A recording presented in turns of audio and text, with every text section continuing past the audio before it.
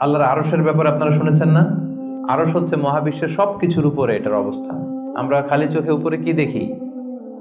আকাশ। আসলে আমরা আকাশ দেখি না, এটা দেখি মহাশূন্য, স্পেস। প্রথম আকাশ যে কত বড় তার কোনো হিসাব নাই।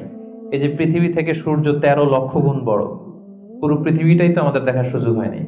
এই পৃথিবীর চেয়ে নাকি এবার সূর্য কয় গুণ বড়? কেন ইমাজিন দ্যাট? 13 লক্ষ গুণ বড়। সূর্যের চেয়ে এরকম কোটি কোটি গুণ বড় তারা আছে। এরকম বিলিয়ন বিলিয়ন তারা নিয়ে আমাদের গ্যালাক্সির নাম হচ্ছে মিল্কি ওয়ে। এটার পরে আরেকটা গ্যালাক্সি সবচেয়ে কাছের অ্যান্ড্রোমেডা, এটা আরো বড়। ওইখানে বিলিয়ন বিলিয়ন ট্রিলিয়ন গ্যালাক্সি। এরকম প্রত্যেকটা গ্যালাক্সি ঘুরছে, প্রত্যেকটা তারা তাওয়াফ করছে মহাশূন্যে। এরকম হাজার কোটি তারা নিয়ে আমাদের প্রথম আকাশের মহাশূন্য। প্রথম আকাশ কিন্তু অনেক উপরে। এই যে নাসার বিজ্ঞানীরা, অমুক বিজ্ঞানীরা রকেট দিয়ে এখানে যায় ওখানে যায়, এরা প্রথম আকাশের 1 কোটি ভাগের 1 ভাগও এখন অর্জন করতে পারেনি। ওই প্রথম আকাশের পরে হচ্ছে দ্বিতীয় আকাশ।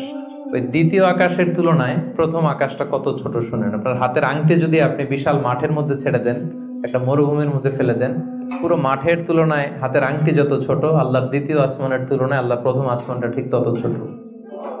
দ্বিতীয় আসমান আরো বড়, তৃতীয়টা আরো বড়। যত উপরে ঊর্ধ্বাকাশের যত কাহিনী একটার চেয়ে একটা বড়। এরকম 7টা আকাশ। তার উপরে সিদরাতুল মুনতাহা, বর্ডার এরিয়া। তার উপরে লা জামান লা মাকান, ওইখানে সময়ের হিসাব নাই, স্পেস নাই, সময় নাই। কারণ আল্লাহর সময় দিয়ে বাঁধা যায়? আমাদের জন্য বসতে জায়গা লাগে। আল্লাহর পজিশন নিতে কি জায়গার প্রসঙ্গটা আসে না? কারণ লাইসা কামিসলিহি শাই, উনি কারো মতো না, উনি উনার মতো। ওয়ালাম ইয়াকুল্লাহু কুফুয়ান আহাদ, তার মতো কেউ নাই। তো তিনি কার মতো? তিনি তার মতো। তার মতো কেউ নাই, তো তিনি কার মতো? তিনি তার মতো। তার উপরে হচ্ছে আল্লাহর কুরসি, তার উপরে আল্লাহর আরশ, সেখানে আল্লাহর পর্দা। এই পর্দার পেছনে আল্লাহ তাআলার সত্তা। আমাদের বাড়ির পর্দাগুলো কি দিয়ে তৈরি বলেন তো? কাপড় দিয়ে। আল্লাহর পর্দাগুলো আলো দিয়ে তৈরি, নূরের পর্দা। পর্দাটাই আলো। এজন্য সাহাবারা জিজ্ঞেস করেছিলেন, ইয়া রাসূলুল্লাহ হাল রাআইতা রাব্বাক, আপনি কি মেরাজের রাতে আপনার রবকে দেখেছিলেন? রাসূল সাল্লাল্লাহু আলাইহি ওয়াসাল্লাম বলেছিলেন, নূরুন আন্না আরাহু, উনি তো নূর, আলোর পর্দা, চোখ ঝলসে যাওয়ার মতো অবস্থা, আমি কিভাবে দেখবো? তার মানে সরাসরি দেখেননি। আল্লাহ তাআলার সাথে সিক্রেট মিটিং হয়েছিল, কনভারসেশন হয়েছিল, কথাবার্তা হয়েছিল। তার উপরে হচ্ছে আরশ। ওই আরশের ছায়ার নিচে কিয়ামতের ময়দানে আল্লাহ তাআলা 7 শ্রেণীর ব্যক্তিকে স্থান দিবেন। কয় শ্রেণীর? 7 শ্রেণীর ব্যক্তিকে স্থান দিবেন। যে দিনটা হবে 50 আলফা সানাহ মিম্মা তা'উদ্দুন, 50,000 বছরের সমান একটা দিন, কিয়ামতের দিন। 50,000 বছর। মানুষগুলো সব হয়রান হয়ে যাবে। ইউহশারুন নাসু ইয়াউমাল কিয়ামাতি হুফাতান উরাতান মুশাতান গুরলা। রাসূল সাল্লাল্লাহু আলাইহি ওয়াসাল্লাম বললেন, প্রতিটি মানুষ হুফাত, কারো পায়ে জুতা নেই। আমাদের প্রত্যেকের জুতা আছে না আজকে? সেদিন জুতা থাকবে না। উরাতান, নেকেড, উলঙ্গ। গাড়ি নাই, কিছু নাই, ঘোড়া নাই, গুরলা, জন্মদিনের পোশাকে সবাই পাগলের মতো। আমাদের আয়েশা বলেন, ইয়া রাসূল, এটা কেমন কথা? কারো গায়ে যদি ড্রেস না থাকে তো সবাই লজ্জা পাবে না? একে অন্যকে দেখে হাসাহাসি করবে না? আল্লাহ রাসূল সাল্লাল্লাহু আলাইহি ওয়াসাল্লাম বললেন, লিকুল্লি ইমরিইম মিনহুম ইয়াওমা ইদিন শাআনু ইউগনি। আয়েশা, সেদিনটা এত ভয়ঙ্কর হবে যে অন্যের কি অবস্থা এটা চিন্তা করতেই সে ভুলে যাবে। নিজের অবস্থা নিয়ে এত পেরেশানিতে সে থাকবে, ঘর্মাক্ত, ক্লান্ত, শ্রান্ত, পেরেশান। সূর্যটা একেবারে মাথার কাছে চলে আসবে। সূর্যের তাপে মাথার মগজগুলো গলে নাকের ছিদ্র, কানের ছিদ্র দিয়ে বেয়ে বেয়ে পড়বে। জিহ্বাটা কুকুরের মতো বেরিয়ে আসবে সামনের দিকে। মানুষ হাঁপাতে থাকবে, দৌড়াতে থাকবে, ক্লান্ত শ্রান্ত, কেউ কাউকে চেনে না। ইয়াউমা ইয়াফিরুল মারউ মিন আখিহি ওয়া উম্মিহি ওয়া আবিহি ওয়া সাহিবাতিহি ওয়া বানিহি। ভাই ভাইকে চিনবে না, পরিচয় দিবে না। মা ছেলেকে দেখে পরিচয় দিবে না, বন্ধু বন্ধুকে দেখে পরিচয় দিবে না। সবাই ইয়া নাফসি ইয়া নাফসি। ওই ভয়ঙ্কর দিনে আল্লাহ তাআলা 7 শ্রেণীর লোককে তার আরশের নিচে ছায়া দিবেন। আমরা কি চাই না যে আমরা ওই 7 শ্রেণীর অন্তর্ভুক্ত হই? আমরা আল্লাহ তাআলার কাছে কামনা করি আমরাও যেন সেই 7 শ্রেণীর অন্তর্ভুক্ত হয়ে সে ভয়ঙ্কর দিনে আল্লাহ তাআলার আরশের নিচে ছায়া পেতে পারি। আরো জোরে আমরা সবাই পড়ি আমিন। ওই 7 শ্রেণীর ব্যক্তিদের মধ্যে প্রথম শ্রেণী হচ্ছে ইমামুন আদিল, ন্যায়পরায়ণ শাসক, the just ruler. The just king, যেই বাদশাহ, যেই শাসক, যেই কিং তার প্রজাদের প্রতি ন্যায়পরায়ণ ভাবে বিচার করে, ইকুয়ালি ট্রিট করে সবাইকে, কারোর উপর জুলুম করে না। কারণ আল্লাহ তাআলা জুলুম পছন্দ করেন না। আল্লাহ কি কারোর উপর জুলুম করেন? কিয়ামতের দিনের বিচারে তিনি কারোর উপর জুলুম করবেন? আল্লাহ তাআলা বলেন, ইন্নী হারামতু যুলমা আলা নাফসি, আমি আমার উপর জুলুমকে হারাম করেছি, ফালা তাযালামু, তাই তোমরাও তোমাদের উপর জুলুম করো না, খবরদার। আয-যুলমু যুলুমাতুন ইয়াউমাল কিয়ামা, যারা পৃথিবীর বুকে কারো উপর জুলুম করবে, এই জুলুমটা জুলুমাত হয়ে, অন্ধকার হয়ে তার কাঁধে চেপে বসবে কিয়ামতের দিন।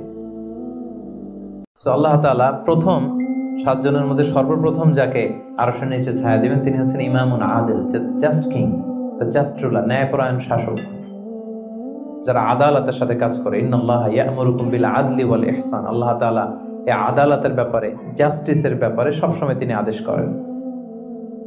জাস্টিস ভায়োলেট হয়, ন্যায়পরায়ণতা, ইনসাফ, এটা ভায়োলেট হয়, এটা আল্লাহ তাআলা কখনো চান না। যারা বিচার করার সময় ন্যায় বিচার করে, উভয় পক্ষের কথা শুনে, যারা রায় দেওয়ার সময় ন্যায়সঙ্গতভাবে রায় দেয়, যারা জনগণের ট্রিট করার সময় সঠিকভাবে ট্রিট করে, সেই ধরনের রাজা যারা, সেই ধরনের কিং যারা, রুলার যারা, তারা সেদিন স্থান পাবে। এটা শুধু আল্লাহর কাছেই না, তারা যারা জাস্ট রুলার তাদেরকে দুনিয়ার মানুষরাও পছন্দ করে না অনেক। উদাহরণস্বরূপ বলছি, ফর এন এক্সাম্পল, এই যে রেসেপ তাইয়েব এরদোগান, জাস্ট উদাহরণ, আরো অনেক ভালো ভালো রুলার আছে, আপনারা আরো ভালো বলতে পারবেন। তো এই যে তুরস্কের রেসেপ তাইয়েব এরদোয়ান, মুসলিম বিশ্বের বিভিন্ন ইস্যু নিয়ে উনি খুব কনসার্নড, চমৎকার চমৎকার উদ্যোগ নিচ্ছে, এটা আমাদের খুব ভালো লাগে না? আমাদেরকে অনুপ্রাণিত করে, আমাদেরকে উজ্জীবিত করে। ইভেন কি অমুসলিম রাষ্ট্রপ্রধান যারা এই জাস্ট রুলার, যারা সব সময় কি করে, ন্যায়পরায়ণতার সাথে মানুষের সাথে ট্রিট করে, তাদেরকে সবাই পছন্দ করে। কানাডার প্রধানমন্ত্রীর নাম জানেন আপনারা? এই যে জাস্টিন ট্রুডো, সে অমুসলিম, তাই না? খ্রিস্টিয়ান খুব সম্ভবত, তারপরেও তাকে সবাই খুব পছন্দ করে। কেন? He is a just ruler, তাই না? জনগণের প্রতি সে ন্যায়পরায়ণ, একজন ন্যায়পরায়ণ রাষ্ট্রনায়ক সে। সো ইমামুন আদিল, প্রথম শ্রেণী হচ্ছে এমন শাসক যে হচ্ছে ন্যায়পরায়ণ, যার কাছে কেউ বিচার চাইলে সে মাজলুম হয় না, তার জনগণের প্রতি যে দায় দায়িত্ব এটা সে সঠিকভাবে পালন করে। বিচার করার সময়, রায় দেওয়ার সময় সে উল্টাপাল্টা রায় দেয় না, আদালতের সাথে সবাইকে এক চোখে দেখে। এই ব্যক্তিকে সেদিন আল্লাহ তাআলা আরশের নিচে ছায়া দিবে। এই পয়েন্টটা সবার কাছে ক্লিয়ার না? ইমামুল আদিল। 2 নাম্বার হচ্ছে ওয়াশাবুন নাশাআ ফি ইবাদাতিল্লাহ, এমন যুবক যে যুবক তার যৌবনটাকে আল্লাহর ইবাদতে কাটিয়েছে। এখানে এই যে আপনারা যারা বসে আছেন বেশিরভাগই হচ্ছেন যুবক, বেশিরভাগই, সবাই তো যুবক। আমি তো বয়স্ক তেমন কাউকে দেখতে পাচ্ছি না, 2-1 ছাড়া, 2-1 তাও খুব বয়স্ক না, আমাদের কাছাকাছি বা কিছু বড় হবে, ঠিক কিনা? সাধারণত যুবক ধরা হয় কোন বয়স থেকে কোন বয়সে? লেটস সে 20 থেকে 40, তাই না? 20 থেকে 40, এই 20 বছরের সময়টা হচ্ছে একেবারে জীবনের সবচাইতে মাহেন্দ্র ক্ষণ। এত শক্তি, সম্ভাবনা, টকবগে যুবক, যুবকদের মধ্যে আল্লাহ অনেক প্রাণ শক্তি দিয়েছে। এরা বিপ্লব ঘটায় ফেলতে পারে, এরা সময়ের গতিস্রোতকে পাল্টে দেয়, সাগরের স্রোতকে উল্টে দেয়, এরা বিপ্লব করে ফেলে, ইতিহাস রচনা করে, ঠিক কিনা? এই যুবক তার যৌবনের মোক্ষম সময়টা অন্যায় করে কাটায় না, আজে বাজে কাজ করে কাটায় না, জুলুম করে কাটায় না, দুর্নীতি করে কাটায় না, টেন্ডারবাজি, চাঁদাবাজি, মিথ্যা, খারাপ কাজ, কোন এই ধরনের কাজের সাথে নিজেকে জড়িত রাখে না, বরং নাশা ফি ইবাদাতিল্লাহ, আল্লাহর ইবাদতে সে তার জীবনটাকে কাটায়। এজন্য যৌবনের এই সময়টা প্রিয় ভাইরা অনেক দামি, এটা বেশি দিন থাকবে না। রং ধরা যৌবন জং ধরে নাই, শেষ। এ দেখতে দেখতে ছোট্ট কিশোর হয়ে পৃথিবীতে এসেছিলেন, শিশু ছিলেন, কিশোর, তারপর এখন যুবক, কিছুদিন পরে বিয়ে করে থাকলে দেখবেন যে আল্লাহ ঘরে মেহমান পাঠিয়ে দিলে বাবা হয়ে গেছে। কিছুদিন পরে মেয়েটারে বিয়ে দিলে এরপর কি হয়ে যাবেন? শ্বশুর হয়ে যাবেন, এরপরে নানা হয়ে যাবেন, দাদা হয়ে যাবেন। এই তো জীবন, this is the circle of life. রং ধরা যৌবন জং ধরে শেষ, এটা থাকে না খুব বেশি দিন।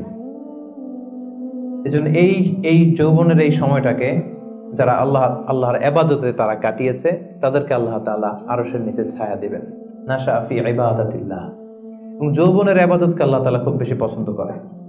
ইবাদতটা অনেক ব্রড সেন্সে যদি আপনি চিন্তা করেন, অনেকে মনে করে যে শুধু নামাজ পড়া, শুধু রোজা রাখা, শুধু জিকির করা এটাই ইবাদত। আসলে ব্যাপারটা কিন্তু এমন নয়। মানব কল্যাণে আপনি যাই করেন, আল্লাহ তাআলার আদেশ পালনে আপনি যাই করেন, সবটাই ইবাদত, ঠিক কিনা? আপনি যদি রক্ত দেন, মুমূর্ষ রোগীকে বাঁচাতে রক্তের প্রয়োজন হয় না? আপনি যদি তাকে বাঁচাতে রক্ত দেন, এটাও ইবাদত। আপনি পরিবেশকে সুন্দর রাখার জন্য গাছ লাগালেন, এটাও ইবাদত। আপনি একজন মানুষ বিপদে পড়েছে, it doesn't know what to do, আপনি তাকে কনসালটেশন করলেন, কিছু সুন্দর পরামর্শ দিলেন, গাইড করলেন যে এইটা ভুল, এইভাবে করো, এই যে আপনি টাইম ব্যয় করলেন, কনসালটেশন দিলেন, এটা ইবাদত। অনেকে মনে করে যে শুধু তাসবিহ, জিকির, কোরআন তেলাওয়াত এগুলোই মনে হয় ইবাদত। না, যে পথেই আল্লাহর সন্তুষ্টি, যে কাজ করলে আল্লাহ তাআলা সন্তুষ্ট হন, এই সবগুলো কাজই কিন্তু ইবাদত। তাই যৌবনের এই মোক্ষম সময়টাতে আল্লাহ তাআলার ইবাদত করে আমাদেরকে কাটাতে হবে। আমা খালাকতুল জিন্না ওয়াল ইনসা ইল্লা লিয়াবুদুন, আমি মানব জাতি আর জিন জাতিকে কেবলই সৃষ্টি করেছি আমার ইবাদতের জন্য। এজন্য এই বয়সের, আপনাদের এই বয়সের অফিসে খুব ব্যস্ততা, এখানে খুব ব্যস্ততা, এরপরেও যে একটু কষ্ট করে নামাজটা পড়েন, হ্যাঁ, এরপরেও যে জামাতে আসেন, এরপরেও আপনি সুন্নাহ মোতাবেক চলতে যাচ্ছেন, দাঁড়িয়ে রাখছেন, এটা অনেক বড় ইবাদত। এটা আল্লাহ তাআলার কাছে অনেক বেশি প্রিয়। বৃদ্ধ বয়সের ইবাদতের চেয়ে যৌবনের ইবাদত আল্লাহর কাছে অনেক বেশি প্রিয়। এর কারণ হচ্ছে, বৃদ্ধ বয়সে ইবাদত ছাড়া করবেটা কি? ইবাদত ছাড়া তো সময়ই কাটে না। কারণ ঘরে এর কথা শোনার কেউ নাই, কেউ সময় দেয় না, রাতে ঘুম আসে না, 3টার দিকে ঘুম ভেঙে যায়। বাংলাদেশের কথা যদি বলি, দেখবেন যে মুরব্বীরা 3টা-4টার পরে নাকি ওনাদের ঘুমিয়ে আসে না। তো অজু করে ইমাম সাহেবের 1 ঘন্টা আগে আসে মসজিদে ফজর পড়তে। ইমাম সাহেব দেরি করলো কেন, মুয়াজ্জিন দেরি করলো কেন, ওনারা এটা বলে। কারণ ওই যে ঘুম আসে না, কি করবে? তখন তার ইবাদত করা ছাড়া সময়ই কাটে না। ওই ইবাদত আল্লাহর কাছে ততটা প্রিয় নয় যতটা প্রিয় হচ্ছে একজন যুবকের ইবাদত, ঠিক কিনা? আপনি যৌবন কালে যদি আল্লাহ তাআলা দাসত্ব করতে পারেন, ইবাদত করতে পারেন, আপনার বার্ধক্যে উপনীত হওয়ার পরে ইবাদত করতে না পারলে আল্লাহ তাআলা ইবাদত দিয়ে আপনার আমলনামা পূর্ণ করে দিবে। পূর্ণ করে দেবে। আপনি ফজরের সময় উঠতে পারতেছেন না, কোমরে ব্যথা, ডায়াবেটিস ইত্যাদি ইত্যাদি, আল্লাহ বলবে যুবক অবস্থায় কি করেছিল ওইটা দেখো, ওই সময় যা করছে ওইটা লিখে দাও। এই জন্য আল্লাহ রাসূল সাল্লাল্লাহু আলাইহি ওয়াসাল্লাম বলেছেন যে এই যৌবনটারে কাজে লাগাও। আল্লাহ রাসূল সাল্লাল্লাহু আলাইহি ওয়াসাল্লাম বলেছেন 5টা বিষয় আসার আগে 5টা জিনিসকে কাজে লাগাও। এর মধ্যে একটা হচ্ছে শাবাবাকা ক্বাবলা হারামিক, বার্ধক্য আসার আগে যৌবনকে কাজে লাগাও। সিহহাতাকা ক্বাবলা মারাদিক, অসুস্থতা আসার আগে সুস্থতাকে কাজে লাগাও। গিনাকা ক্বাবলা ফাকরিক, গরীব হয়ে যাওয়ার আগে তোমার ধনাঢ্যতাকে কাজে লাগাও। ফারাগাকা ক্বাবলা শুগলিক, ব্যস্ত হয়ে যাওয়ার আগে অবসরটারে কাজে লাগাও। হায়াতাকা ক্বাবলা মাউতিক, মৃত্যু আসার আগে জীবনটারে কাজে লাগাও। এজন্য যৌবনটাকে যেন আমরা কাজে লাগাই, প্রিয় ভাইরা। এবং কিয়ামতের ময়দানে 5টা প্রশ্ন করা হবে। এই 5টা প্রশ্নের উত্তর না দিয়ে কোনো বনি আদম পাই নাড়াতে পারবে না,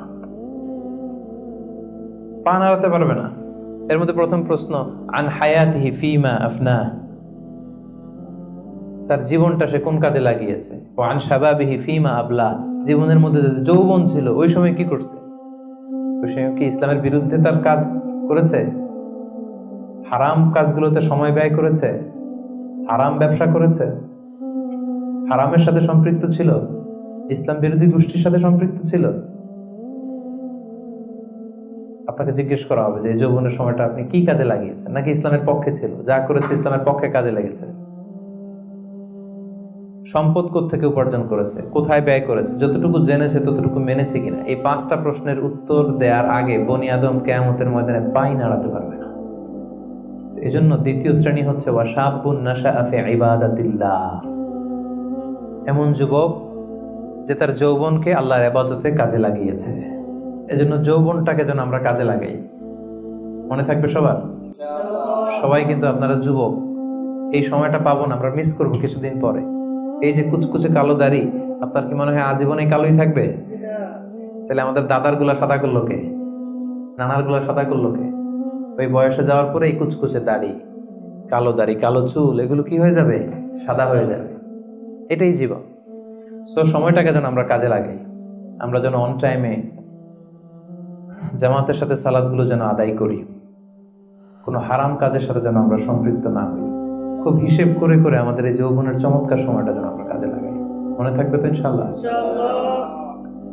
তিন নাম্বার হচ্ছে ওয়ারাজুলুন কলবুহু মুআল্লাকুন বিল মাসাজিদ, এমন ব্যক্তি যার হৃদয়টা সবসময় মসজিদের সাথে ঝুলে থাকে, মসজিদের সাথে সবসময় লেগে থাকে, মসজিদের সাথে সম্পৃক্ত, মসজিদ ছাড়া আর কিছু ভালো লাগে না। এরকম কিছু টাইপ লোক আছে না? মসজিদ থেকে নামাজ পড়ে চলে আসছে বাসায়, কিন্তু মন পড়ে আছে কই? আমাদের অনেকের যায় মসজিদে কিন্তু মন থাকে কই? বাড়িতে। উল্টা হয়ে যায় আর কি, উল্টা যেন না হয়। অনেকে দেখবেন যে জোহরের নামাজ পড়ে বাসায় আসছে, বাট মনটা পড়ে আছে মসজিদে। এই তিন নাম্বার ব্যক্তি হচ্ছে রাজুলুন কলবুহু মুআল্লাকুন বিল মাসাজিদ। তিন নাম্বার ওই ব্যক্তিকে আল্লাহ আরশের নিচে জায়গা দিবে যার হৃদয়টা মসজিদের সাথে লেগে থাকে। আর মসজিদ খুব ভালো লাগে। জোহর পরে বাসায় আসে কিন্তু মনটা পড়ে থাকে মসজিদে, ভাবে যে আসরটা পড়তে কখন যাব। আবার আসরের সময় যে যখন বের হয় মনে মনে ভাবে মাগরিবের সময় আমি কই থাকবো, আশেপাশে সূরাও থাকবে কিনা, মসজিদের জায়গা থাকবে কিনা, নামাজটা জামাতে হবে কিনা, একটা টেনশন, একটা পেরেশানি, সবসময় মসজিদের দিকে মনটা লেগে থাকে সব সময়। এই ধরনের লোককে আল্লাহ তাআলা সেদিন তার আরশের নিচে ছায়া দিবেন।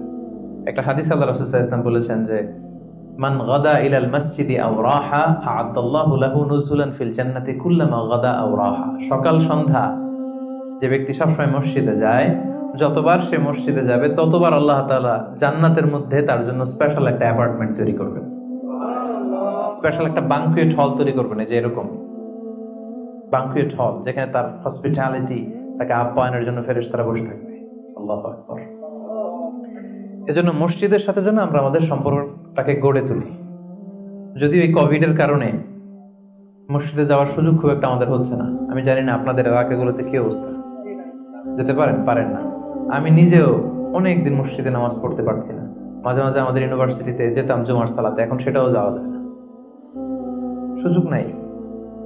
একটা সময় ছিল অনেকে যায় নাই, এখন মসজিদের দরজাগুলো বন্ধ। আমার মোহতারাম মরহুম নানা শ্বশুর গোলাম সরোয়ার সাইদি নানা ভাই ইন্তেকাল করেছেন, আপনারা জানেন। উনি চমৎকার একটা আলোচনা করেছিলেন। উনি বলছিলেন যে হে যুবক, তুমি কি এখনো মসজিদে যাবে না? তুমি কি দেখছো না গোটা বিশ্বের মসজিদগুলোতে তালা ঝুলছে? কখন তোমার হুঁশ ফিরবে? আর কবে তুমি নামাজি হবে? এখন তো তুমি চাইলেও যেতে পারবে না, এখন তো চাইলেও যেতে পারছি না, ঠিক কিনা?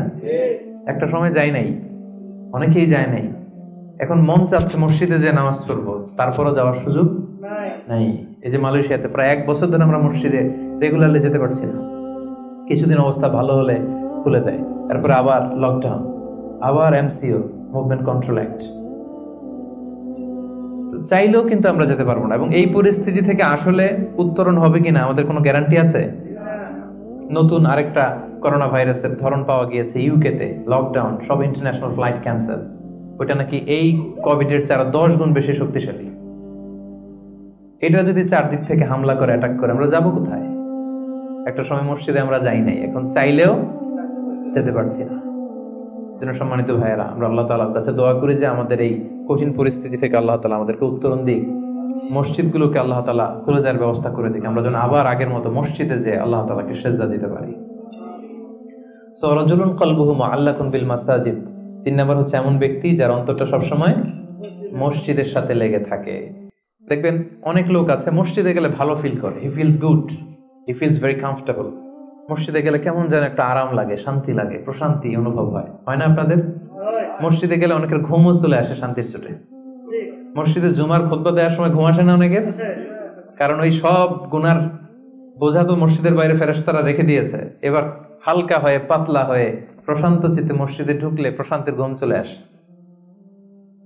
এই জন্য আমাদের কামনা, ইচ্ছা, বাসনা, আকাঙ্ক্ষা এমন যেন হয় যে আমরা যেন সবসময় মসজিদ কেন্দ্রিক থাকতে পারি।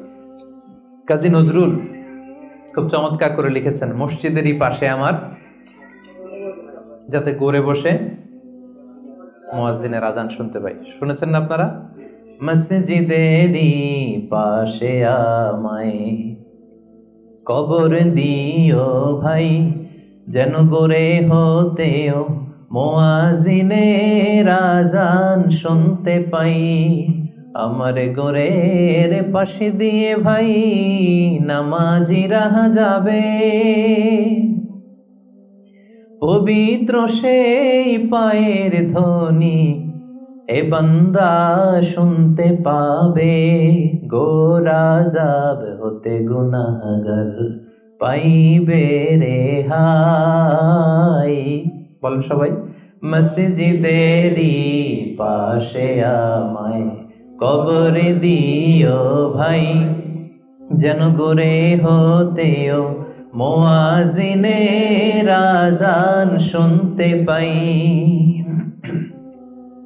কত মুমিন নামাজি ভাই মসজিদাঙ্গিনাতে আল্লাহর নামের জিকির করে লুকিয়ে গভীর রাতে। আমি তাদের সাথে ওই আল্লাহ নাম জপতে চাই, আল্লাহর নাম জপতে চাই। মসজিদেরই পাশে আমায় কবর দিও ভাই, যেন করে হতেও মুয়াজ্জিনের আযান শুনতে পাই। পড়েন আমিন। অসাধারণ চেতনা, হোয়াট ইজ স্পিরিট। ঢাকা বিশ্ববিদ্যালয়ের পাশে, খুব সম্ভবত কেন্দ্রীয় লাইব্রেরির পাশে নজরুলের কবরটা আজও আছে। আমি জিয়ারত করেছি একবার, যে পাশে মসজিদ, কেন্দ্রীয় মসজিদ ঢাকা বিশ্ববিদ্যালয়ের, তার পাশেই নজরুলের কবর। আজান হচ্ছে, লোকেরা দোয়া করছে, কবর জিয়ারত করছে। কি চেতনা ছিল, হৃদয় থেকে দোয়াটা করেছেন, আল্লাহ কবুল করেছেন, আলহামদুলিল্লাহ। রাজুলুন কলবুহু মুআল্লাকুন বিল মাসাজিদ। 3 নম্বর ব্যক্তি হচ্ছে যার হৃদয়টা সবসময় মসজিদের সাথে ঝুলে থাকে, সালাতের সাথে ঝুলে থাকে, সিজদার সাথে ঝুলে থাকে। মসজিদের সাথে সম্পর্ক আমরা বাড়াবো তো এখন থেকে, ইনশাআল্লাহ। রাজি আছেন সবাই? ইনশাআল্লাহ। আচ্ছা, চতুর্থ শ্রেণী হচ্ছে রাজুলানি তাহাব্বা ফিল্লাহ ইজতামা আলাইহি ওয়া তাফাররাকা আলাইহি।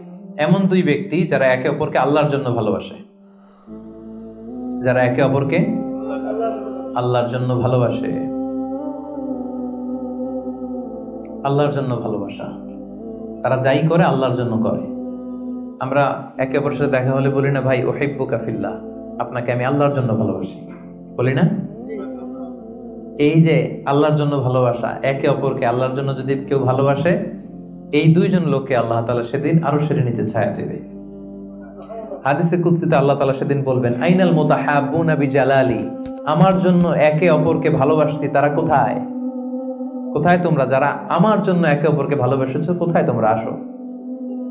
আজকে উযিল্লুকুম ফি যিল্লি ইয়াওমা লা যিল্লা ইল্লা যিল্লি, আজকে আমার আরশের নিচে আমি তোদের ছায়া দিয়ে রাখবো। আজকে আমার দেয়া ছায়া ছাড়া আর কোনো ছায়া নাই।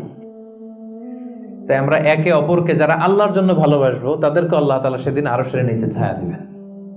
সুবহানাল্লাহ পড়েন। সুবহানাল্লাহ। আল্লাহর জন্য ভালোবাসা কি? যাকে দেখলে আল্লাহর কথা স্মরণ হয়, তার কথা শুনলে আল্লাহর কথা স্মরণ হয়, তার সাথে বসলে আখিরাতের কথা স্মরণ হয়। এমন বন্ধু আরেকজন আছে, এর সাথে বসলেই শুধু হিন্দি সিনেমার গান, এর সাথে বসলেই শুধু হারাম আলাপ, এর সাথে বসলেই অপ্রয়োজনীয় কথাবার্তা, অন্যের গীবত, চগলখড়ি, ব্যাকবাইটিং, এগুলো। এটা আল্লাহর জন্য তার সাথে সম্পর্ক নয়। তার সাথে সম্পর্কটা আমার আল্লাহর জন্য। আল্লাহ তাআলার কারণে আমি তাকে ভালোবাসি, কারণ সে আল্লাহর বান্দা, সে আল্লাহর প্রিয় বান্দা, সে আল্লাহর আদেশগুলো মেনে চলে। তাহলে একে অপরের ভালোবাসা হবে কার জন্য? আল্লাহর জন্য। ইজতামা আলাইহি, এই ভালোবাসা নিয়েই তারা পৃথিবীতে একত্রিত হয়। ওয়া তাফাররাকা আলাইহি, এবং আল্লাহর উপর ভালোবাসা অবশিষ্ট রেখেই তারা পৃথিবী ত্যাগ করে। এই ধরনের লোককে আল্লাহ তাআলা সেদিন আরশের নিচে ছায়া দিবেন। এজন্য আমাদের সব কাজগুলো যেন প্রিয় ভাই একমাত্র আল্লাহর খুশির জন্য হয়। দুনিয়ার লোভের জন্য, দুনিয়ার স্বার্থের জন্য কোনো কাজ করা যাবে না।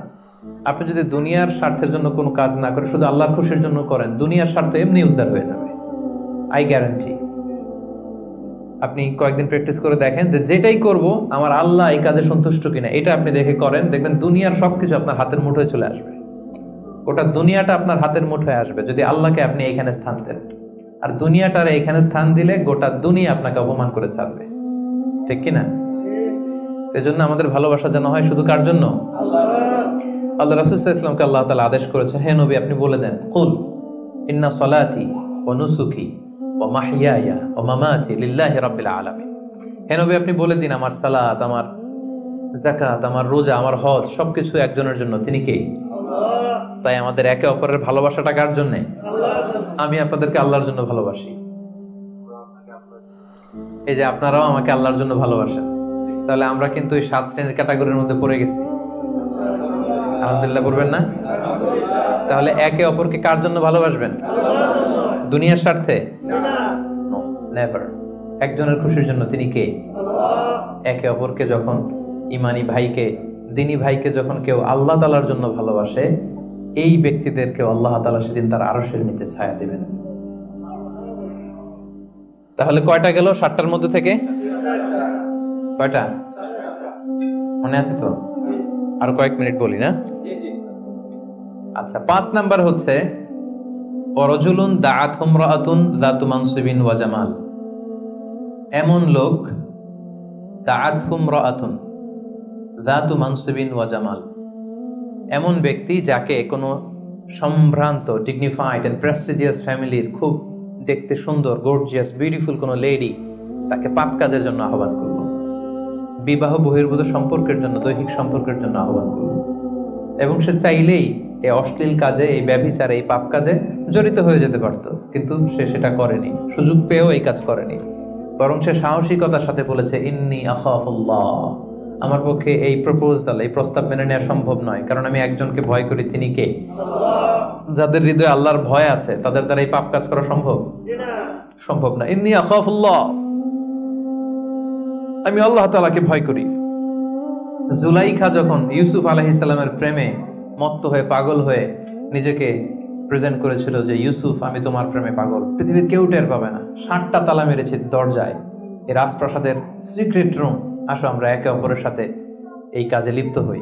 ইউসুফ আলাইহিস সালাম বলেছিলেন একই কথা, মাআযাল্লাহ, মাআযাল্লাহ, আমি আল্লাহর কাছে এই পাপ কাজ থেকে পানাহ চাই, আমার পক্ষে সম্ভব না, কারণ পৃথিবীর কেউ দেখে না, কিন্তু দেখে কে?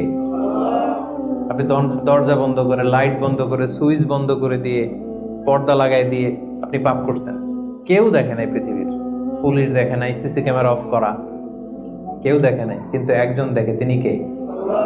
সবার চোখকে ফাঁকি দেয়া যায়, কিন্তু আল্লাহর চোখ ফাঁকি দেয়া যাবে?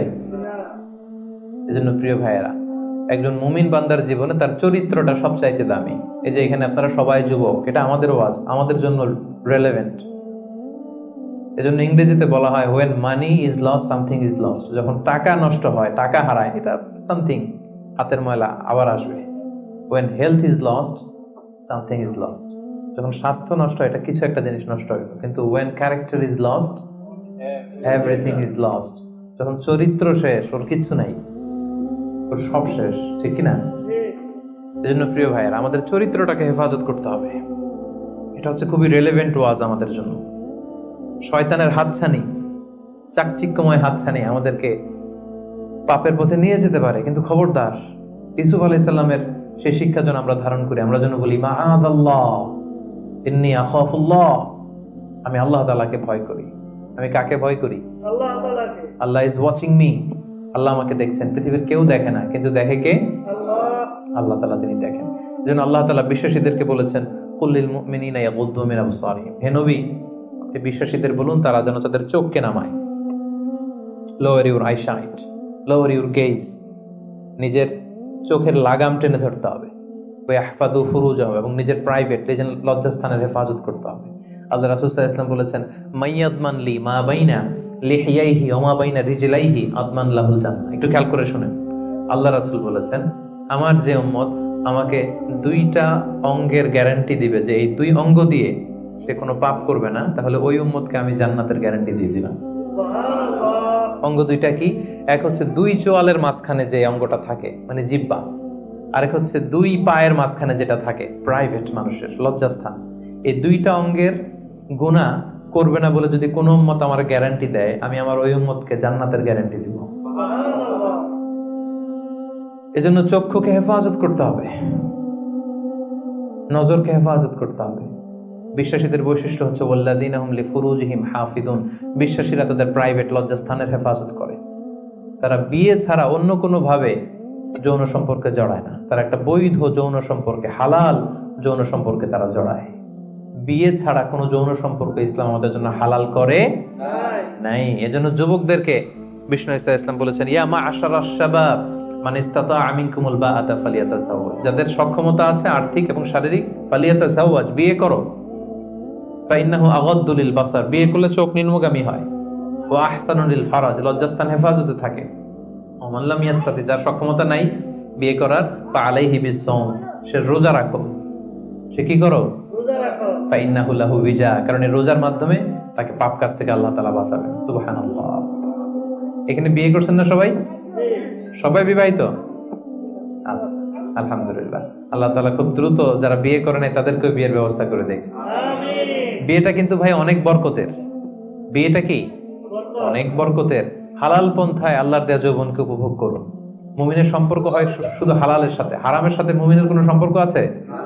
সম্পর্ক নাই। যে বিয়ে করে তার দিনদারি, দিনের অর্ধেক পূর্ণ হয়ে যায়। আল্লাহ রাসূল সাল্লাল্লাহু আলাইহি ওয়াসাল্লাম বলেন, কেউ যখন বিয়ে করলো তার দিনের অর্ধেক পূর্ণ হয়ে গেল। ফালিয়াত্তাকিল্লাহা ফিনিসফিল বাকি, বাকি অর্ধেকের ভয় করলেই চলবে, তার এখন অর্ধেক পূর্ণ হয়ে গেছে। আল্লাহু আকবার। আল্লাহ রাসূল সাল্লাল্লাহু আলাইহি ওয়াসাল্লাম বলেছেন, নিকাহ মিন সুন্নতি, বিয়ে আমার সুন্নাত। ফামান রাগিবা আন সুন্নতি ফালাইসা মিন্নি, যে আমার সুন্নতকে ঘৃণা করে ও আমার উম্মত হতে পারে না। যারা বিয়ে করতে চায়, বিয়ে করে নিজের পাপ থেকে নিজেকে বাঁচাতে চায়, তাদেরকে সাহায্য করা আল্লাহ নিজের জন্য ওয়াজিব করে ফেলেছেন। 3 শ্রেণী, আল্লাহ বলে 3 ধরনের ব্যক্তিকে সাহায্য করা আমি আল্লাহর উপর ওয়াজিব। কয় শ্রেণীর? 3 শ্রেণীর। এর মধ্যে 1 শ্রেণীর হচ্ছে যে বিয়ে করতে চায়, আর নাকিহ আল্লাযী ইউরিদুল আফাফ, পুত পবিত্র থাকতে যে, চরিত্র বাঁচাতে যে বিয়ে করতে চায়, টাকা নাই, সমস্যা এটা সেটা, কিন্তু খুব চাচ্ছে বিয়ে করতে। আল্লাহ বলে ওই যুবককে হেল্প করা আমি আল্লাহর জন্য ওয়াজিব হয়ে গিয়েছে। অনেকে বিয়ে করে না এই জন্য যে আগে ধনী হয়ে নেই, টাকা পয়সা কিছু হোক এরপরে বিয়ে করবো, কিন্তু ইসলামের সিস্টেম হচ্ছে আগে বিয়ে করো, এরপরে আমি আল্লাহ তোমার ধনী বানাই দেবো। ধনী বানায় দেয় কে? তো আপনি আল্লাহর সিস্টেমে চলবেন না আপনার সিস্টেমে? ধনী হওয়ার সিস্টেমই তো হচ্ছে আগে বিয়ে করতে হবে। সব সফল লোকেরা, ধনী লোকেরা দেখবেন যে আগে আগে বিয়ে করে ফেলছে। এজন্য আমরা যেন বিয়ে করে হালাল পন্থায় আল্লাহর দেয় যৌবনকে উপভোগ করি। হারামের সাথে যেন আমরা কখনো কোনোভাবে আপোষ না করি, সম্পর্ক না করি। তাই 5ম নাম্বার ব্যক্তি হচ্ছে যাকে কোনো রূপসী সুন্দরী পাপ কাজের অফার দেয়, সে কি অফারে ওই কাজে সাড়া দেয়? সেটাকে প্রত্যাখ্যান করে বলে ইন্নী আখাফুল্লাহ, আমি কাকে ভয় করি? আল্লাহকে ভয় করি। তাহলে 5 নাম্বার ব্যক্তি হচ্ছে যারা নিজেকে পুত পবিত্র রাখে, যারা নিজেকে পাপ কাজ থেকে বাঁচিয়ে রাখে। কয়টা গেল? শুনতেছেন সবাই? 6 নাম্বার হচ্ছে রাজুলুন তাসাদ্দাকা বিসাদাকাতিন ফাআখফাহা, এমন ব্যক্তি যে গোপনে দান করে। কিভাবে দান করে? গোপনে। কতটা গোপনে দান করে? হাত্তা লা তা'লামু শিমালু মা তুনফিকু ইয়ামিনু, এত গোপনে দান করে যে তার ডান হাত কি দান করেছে বাম হাত সেটা টের পায় না। সুবহানাল্লাহ। এই হাত দিলে কি এই হাত সাথে থাকবে না? তারপরও আল্লাহ রাসূল সাল্লাল্লাহু আলাইহি ওয়াসাল্লাম হাদিসের ভাষ্যটা, বাক্য চয়নটা এমন ভাবে করেছেন যে এত গোপনে দেয় যে এই হাত কি করে এই হাতই জানে না, এই হাত কি করে এই হাতই জানে না, গোপনে দান করে। প্রকাশ্যে দান করা জায়েজ, দেখিয়ে দান করা জায়েজ আছে, কিন্তু শ্রেষ্ঠ দান, ভালো দান হচ্ছে গোপনে দান। কারণ দেখিয়ে দান করলে এটা আল্লাহর কাছে কবুল হতেও পারে, নাও হতে পারে। আপনার মনের মধ্যে রিয়া, লোক দেখানো ভাব থাকতে পারে, তাই না? আমাদের দেশে অনেক প্রোগ্রামে, মসজিদে, মাহফিলে বলে যে অমুক ভাই চেয়ারম্যান সাহেব, অমুক এমপি, অমুক দানবীর, উনি 1 লক্ষ টাকা, বলেন মারহাবা। তো সবাই বলে মারহাবা, আর ওনারও একটা ইচ্ছা যে আমার একটু বলুক সবাই মারহাবা, দানবীর বলুক, আমি যে শিল্পপতি, বিজনেস ম্যাগনেট, একটু নাম টাম হোক আমার। এই যে নাম হোক, একটু নাম ফুটানোর মানসিকতা নিয়ে যে 1 লক্ষ টাকা দান করলো, 1টি টাকা আল্লাহর কাছে কবুল হয়নি। কারণ লোক দেখানো মানসিকতা নিয়ে করলে এটা আল্লাহ কবুল করে না। কারণ ওইখানে সে 2 জনের সন্তুষ্টি চাচ্ছে, লোকেও ভালো বলুক, আল্লাহও ভালো বলুক। নো, আল্লাহ এটা নেই, মানে শিরক করে ফেলছেন। শিরক মানে আল্লাহর সাথে যদি কাউরে আবার সাথে চান, আপনি অন্য কাউকে চাইতে পারবেন না, দেখাতে হবে একজনকে, তিনি কে? এটাকে বলা হয় শিরকুল আসগার, ছোট শিরক। লৌকিকতা, লোক দেখানো মানসিকতা, এটা ছোট শিরক, বড় শিরক না, এটা ছোট শিরক। সো এই লৌকিকতার মানসিকতা আমাদেরকে বন্ধ করতে হবে। অনেক দানবীর, দানশীল ব্যক্তি কিয়ামতের দিন জাহান্নামে যাবে। আল্লাহ বলবে যাও, go to the hell fire, জাহান্নামে যাও। সে বলবে আল্লাহ আমি তো কোটি কোটি টাকা দিয়েছি, ইয়াতিমখানা করলাম, মসজিদ করলাম, এটা করলাম, চ্যারিটি ফাউন্ডেশন করলাম, এত দান সদকা করার পরে আমি জাহান্নামে যাব? আল্লাহ বলবেন সেটা তুমি করেছো, মানুষ তোমাকে হাতেনতাই বলবে, দানবীর বলবে, তোমাকে বিজনেস ম্যাগনেট বলবে, নাম ফুটানোর জন্য বলছো। তো নাম তো দুনিয়াতে হয়েছে, যেটা চাইছিলে ওটা তো পাইছো, আমার কাছে কি? আমার কাছে তোমার জন্য কিছু নাই, যাও জাহান্নামে যাও। ওইরকম দানশীল যেন আমরা না হয়, আল্লাহ আমাদেরকে হেফাজত করুন। গোপনে দান, যদিও সেটা অল্প হয়। কেউ নাই, একটা লোক বসে আছে অন্ধ, আস্তে করে 100 টাকা বের করে দিয়ে দিলেন, কেউ দেখে নাই, দেখার দরকারও নাই। যিনি দেখার দরকার উনি দেখছে। উনি কে? আল্লাহ। মসজিদের দান বাক্স 500 টাকা দিয়ে দিলেন, কেউ দেখে নাই। এটা দুনিয়ার কাউকে খুশি করার জন্য আপনি দেননি, শুধু আল্লাহকে দেখানোর জন্য দিয়েছেন। এই দানটা আল্লাহ খুব পছন্দ করে।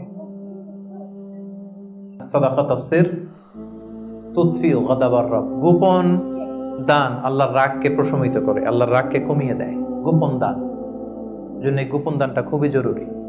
মুসনাদে আহমদ ইবনে হাম্বলের একটি হাদিস, পৃথিবী যখন আল্লাহ বানালেন, পৃথিবী কাঁপতে আরম্ভ করেছে, হেলে দুলে পড়ছে। আল্লাহ পৃথিবীতে পাহাড় নামিয়ে দিলেন, পাহাড় ঢুকিয়ে দিলেন। পাহাড় যখন প্যারেকের মতো ঢুকিয়ে দিলেন পৃথিবীতে, পৃথিবী আর কাঁপে না, আর ভূমিকম্প হয় না, আর নড়ে না। এই দৃশ্য ফেরেশতারা দেখে তো অবাক, বললেন ইয়া আল্লাহ, পাহাড়ের এত শক্তি যে পৃথিবীর মধ্যে পাহাড় যখন প্যারেকের মতো ঢুকাই দিলেন, পৃথিবী আর কাঁপে না, পৃথিবী একেবারে স্টেবল। ইয়া রাব্বি হাল মিন খালকিকা শাইউন আশাদ্দু মিনাল জিবাল, আল্লাহ আপনার সৃষ্টির মধ্যে পাহাড়ের চাইতে শক্তিশালী কি কিছু আছে? ফেরেশতারা জিজ্ঞেস করতেছে। আল্লাহ বলেন আছে। কি সেটা? আল হাদিদ, লোহা। আল্লাহ বললেন লোহা পাহাড়ের চাইতে শক্তিশালী, কারণ লোহা দিয়ে পাহাড় কাটা যায়, ঠিক না? লোহার হাতুড়ি দিয়ে পাহাড় কাটা যাবে না? কাটা যাবে। ফেরেশতারা বললেন হে আল্লাহ, হাল মিন খালকিকা আশাদ্দু মিনাল হাদিদ, তাহলে লোহার চেয়েও কি শক্তিশালী কিছু আপনার সৃষ্টিকুলের মধ্যে আছে? আল্লাহ বলেন আছে। সেটা হচ্ছে আন্নার, আগুন। কারণ আগুনের মধ্যে লোহা ঢেলে দিলে লোহা গলে যায়। তাইলে লোহা শক্তিশালী নাকি আগুন? শক্তিশালী। ফেরেশতারা আবার আশ্চর্য হয়ে বলল ইয়া রাব্বি হাল মিন খালকিকা শাইউন আশাদ্দু মিনান নার, আল্লাহ আগুনের চাইতে শক্তিশালী কিছু আছে? আছে। আল মা, পানি।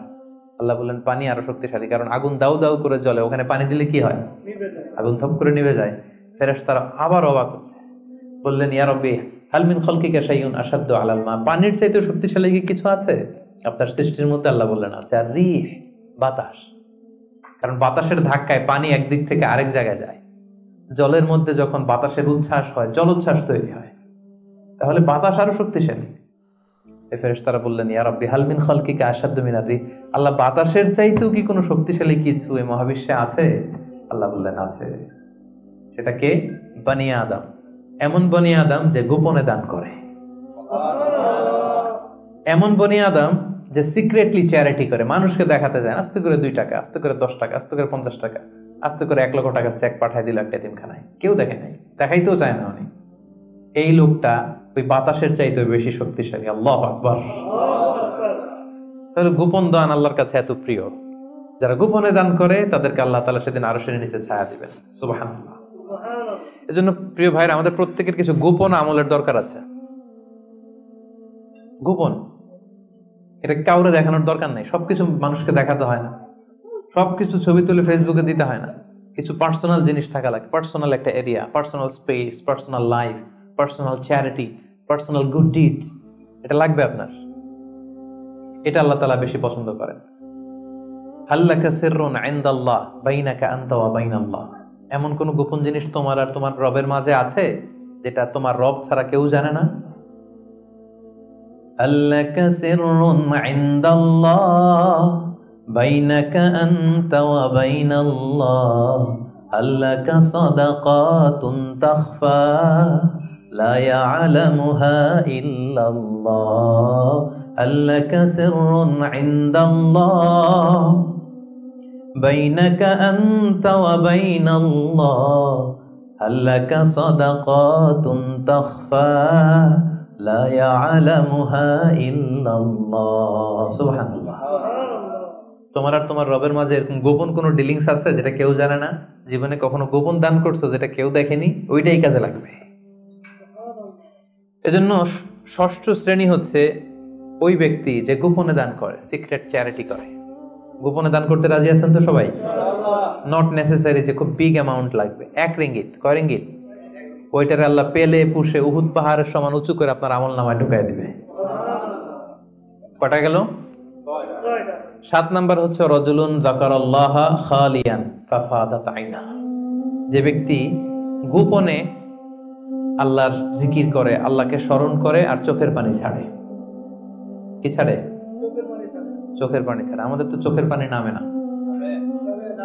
কবে যে শেষ জীবনে কেঁদেছি আমাদের অনেকের মনেই পড়ে না। আরে কবে যেন কাঁদলাম সর্বশেষ? আল্লাহর ভয়ে। এত ব্যস্ত জীবন, এত যান্ত্রিক জীবন, এত বিজি স্ক্যাডিউল, আল্লাহর ভয়ে যে নিজের গুনার কথাগুলো স্মরণ করে একটু চোখের পানি ফেলবো এটাই ভুলে গেছি। যারা গোপন ভাবে আল্লাহ তাআলাকে স্মরণ করে চোখের পানি ফেলে, আল্লাহ ওই ব্যক্তিকে আরশের নিচে ছায়া দেবেন। 2 ফোঁটা পানি আল্লাহর কাছে সবচাইতে প্রিয়। এক হচ্ছে জিহাদের ময়দানে রক্তের ফোঁটা, আর এক হচ্ছে অনুতপ্ত বান্দার চোখের পানির ফোঁটা। জাহান্নামের আগুন কি দুনিয়ার আগুনের মতো? অনেক শক্তিশালী। পৃথিবীর কোনো কিছু এটাকে নিভাতে পারে না, কিছু না। শুধু পারে একটা জিনিস, সেটা হচ্ছে চোখের পানি। সেটা কি? চোখের পানি শুধু জাহান্নামের আগুনকে নেভাতে পারে। এজন্য রাসূল সাল্লাল্লাহু আলাইহি ওয়াসাল্লাম আল্লাহ তাআলার কাছে বলতেন, আল্লাহুম্মা ইন্নী আউযু বিকা আন আইনিন লা তাদমা। আল্লাহ, ওই চোখ থেকে আমি পানাহ চাই যে চোখ কাঁদে না, যে চোখ দিয়ে পানি নামে না। এরকম চোখ আমি চাই না আল্লাহ। এমন চোখ আমি চাই যে চোখ তোমার ভয়ে অশ্রু বিসর্জন দেয়। তাহলে সর্বশেষ শ্রেণী হচ্ছে যে ব্যক্তি গোপনে আল্লাহর ডাকে আর আল্লাহর ভয়ে চোখের পানি ছাড়ে। এই 7 শ্রেণীর ব্যক্তিকে আল্লাহ তাআলা সেই ভয়ঙ্কর দিন, যেদিন কোনো ছায়া নাই, গরম, পেরেশান, মানুষ ক্লান্ত শ্রান্ত ঘর্মাক্ত, সেই ভয়ঙ্কর দিন আল্লাহ তাআলা আরশের নিচে আমাদেরকে ছায়া দেবেন। আমরা যেন এই 7 শ্রেণীর অন্তর্ভুক্ত হতে পারে, আল্লাহ তাআলা আমাদের তৌফিক দান করুক। আমরা পড়ি আমিন। আমি আপনাদের বোঝার জন্য আরেকবার করে রিপিট করছি শুধু নামটা। হাদিসের বর্ণনাকারী আবু হুরায়রা রাদিয়াল্লাহু তাআলা আনহু, আল্লাহ রাসূল সাল্লাল্লাহু আলাইহি ওয়াসাল্লাম বলেছেন 7 শ্রেণীর ব্যক্তিকে আল্লাহ তাআলা আরশের নিচে ছায়া দিবেন। এর মধ্যে এক শ্রেণীর হচ্ছে জাস্ট রুলার, ন্যায়পরায়ণ শাসক, রাষ্ট্রনায়ক। 2 নাম্বার ওয়া শাবুন নাশাআ ফি ইবাদাতিল্লাহ, এমন যুবক যে তার যৌবনের সময়টাকে আল্লাহর ইবাদতে কাটিয়েছে। 3 নাম্বার ওয়া রাজুলুন কলবুহু মুআল্লাকুন বিল মাসাজিদ, এমন লোক যার হৃদয়টা মসজিদের সাথে লেগে থাকে, খালি মসজিদ পাগল মানুষ। 4 নাম্বার রাজুলান, এমন 2 লোক তাহাব্বা ফিল্লাহ ইজতামা আলাইহি ওয়া তাফাররাকা আলাইহি, আল্লাহর জন্য একে অপরকে ভালোবাসে। 5 নাম্বার এমন লোক যাকে কোনো নারী, সুন্দরী রূপসী নারী পাপ কাজের অফার দেয়, সে অফার নেয় না, সে প্রত্যাখ্যান করে, রিজেক্ট করে দিয়ে বলে আমি আল্লাহকে ভয় পাই।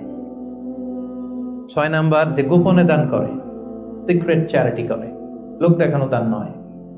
7 নাম্বার যে ব্যক্তি গোপনে আল্লাহর জিকির করে আর চোখ দিয়ে দাঁড় করে পানি না। এই 7 শ্রেণীর ব্যক্তিকে আল্লাহ তাআলা তার আরশের নিচে ছায়া দেবেন।